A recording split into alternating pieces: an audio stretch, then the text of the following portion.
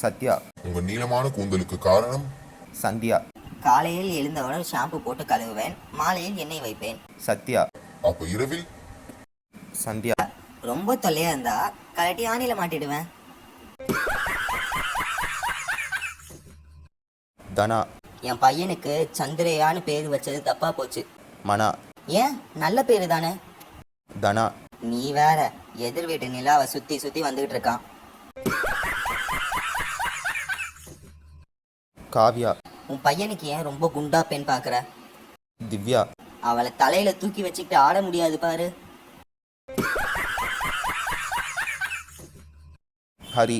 3 யானை கர்ப்பமா இருக்குது. அதுல ஒண்ணுக்கு 12ஆம் மாசம், இன்னொன்னுக்கு 16ஆம் மாசம், கடைசியா இருக்க யானைக்கு 20 மாசம். இதுல எந்த யானை முதல்ல குட்டி போடும்? மாரி. கடைசியானதான். ஹரி. தப்பு. எதுவுமே முதல்ல குட்டியை போடாது, எல்லாமே யானை குட்டி தான் போடும். வாகினி. எதுக்கு தான் எது இனாம் கொடுக்கறதுன்னு விவஸ்தை இல்லாம போச்சு. ராகினி. எதுக்கு புலம்புறீங்க?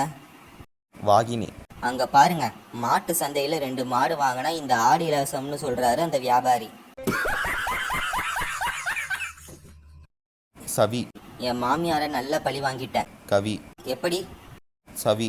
செல்போன் கேட்டாங்க, வாங்கி கொடுத்து அதில் ரிங்டோன் லொல் லொல்னு வச்சு செட் பண்ணிட்டேன்.